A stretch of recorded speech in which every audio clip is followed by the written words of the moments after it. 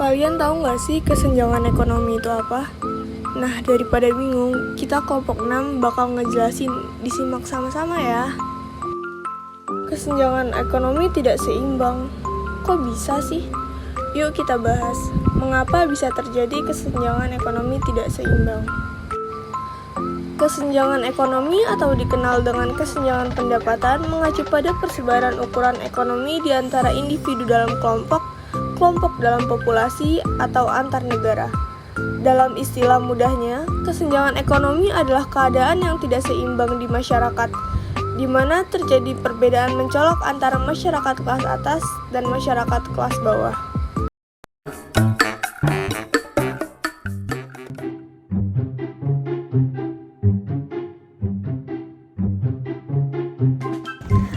Assalamualaikum warahmatullahi wabarakatuh. Halo semuanya, kami dari kelompok 6 yang beranggotakan saya Tabintara Harjo, Saya Zaski Raidinata. saya Farida Keisha, saya Delia Nuraini, Saya Gracia Putri Lovena. saya Sayang Raini. Hari ini kita akan mewawancarai Ibu RT dari Kampung Pulo RT 7 RW 4 yang mengenai kesenjangan ekonomi. Check it out! Assalamualaikum warahmatullahi wabarakatuh. Hari ini kami kelompok 6 akan mewawancarai mengenai pengaruh kesenjangan ekonomi terhadap kehidupan masyarakat Kampung Pulo RT 7 RW 4 Kelurahan Pinangranti, Kecamatan Makassar, Jakarta Timur dengan Bu RT-nya langsung. Sebelumnya saya izin bertanya Bu tentang kesenjangan ekonomi daerah di lingkungan RT ini. Menurut kacamata Ibu sendiri itu dalam lingkungan masyarakat RT ini tuh ada nggak sih Bu kesenjangan ekonomi? Kesenjangan ekonomi kalau ketara banget sih enggak, tapi tetap ada. Karena kalau di sini kan aneka golongan. Dari di sini ada yang rumah tetap, ada yang pengontrak, ada juga yang di belakang itu perumahan. Beda dengan di sini. Di sini warga kampung, di belakang itu perumahan, tapi masuk wilayah RT 7 ada mereka. Dan itu jelas tidak sama dari bentuk rumahnya.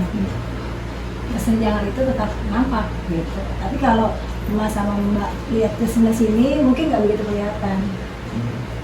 Tapi ketika dari sini Mas ke komplek belakang, nah itu pasti nampak. Dari bangunan rumahnya aja sudah kelihatan. Jadi masih ada ya Bu antara daerah sini dan juga ya daerah perumahan. Iya. Terlihat jelas. Jelas. Baik, terima kasih Bu. Untuk pertanyaan kedua, bagi Ibu, apa saja sih faktor-faktor yang dapat menimbulkan kesenjangan ekonomi? Yang pertama faktor pekerjaan atau ekonomi, yang kedua pola kebiasaan, yang ketiga pendidikan. Itu faktor-faktornya. Baik, terima kasih. Pertanyaan selanjutnya, menurut Ibu, hambatan apa yang membuat masalah kesenjangan ekonomi ini sulit diatasi? Yang pertama pola berpikirnya tidak semua orang sama.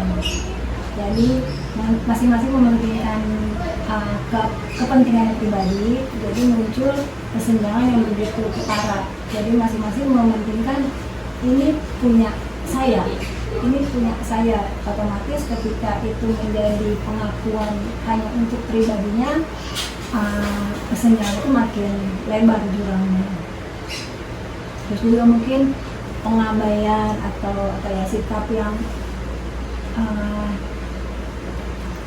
kebiasaan yang tidak, yang kalau menurut Ibu itu kebiasaan dari pola pendidikan di rumah yang dilatih. Misalkan ini adik-adik ini sekolah nih berharapnya setelah SMA mau apa? Kuliah. Setelah kuliah mau apa? Mau kerja.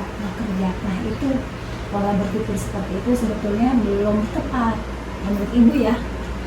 Kita ingin sekolah biar kita bisa punya wawasan bagus. Kita ingin dari SMA lanjut ke kuliah, iya harus, karena wawasan kita belum bertambah, pergaulan kita jauh lebih luas. Kemudian apa? Bukan cuma bekerja. Yang perempuan, fitrahnya sebagai ibu, fitrahnya sebagai perempuan. Saya perempuan, iya saya harus kuliah, saya harus berpendidikan.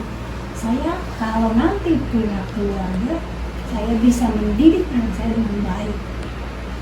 Jika yang laki-laki juga sama, saya mau kuliah, saya nanti punya bekal menghidupi anak orang dengan baik, itu dia. Jadi buat ibu mungkin targetnya jangan cuma kerja,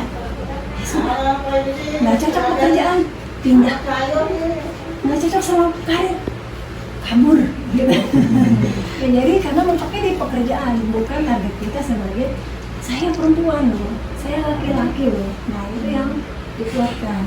Mungkin di situ sekarang pola pandang jauh bergeser. Zaman ibu kecil ketika lulus SMA, kuliah, banyak yang menikah. Bukan berarti habis kuliah nggak boleh nikah ya, bukan berarti mengekang.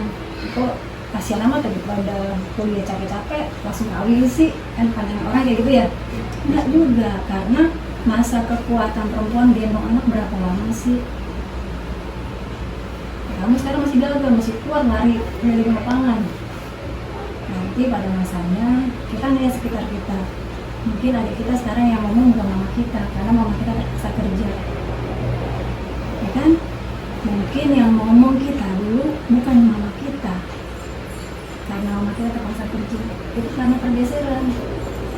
Waktu masa mbak, waktu kecil, yang ngomong kita itu selalu ibu kita, walaupun ibu kita bekerja. Walaupun ada yang kerja di rumah, tapi ini anak aku. Ketika aku di rumah, ini milikku. Yang lain bukan. Ini anak aku. Sekarang kan sana, mama capek. Itu sering kelihatan. Dan itu pun berdampak ke kamu kan. Mau curhat, kamu nih mau curhat sama temennya. Mamaku gak asik, papaku gak asik.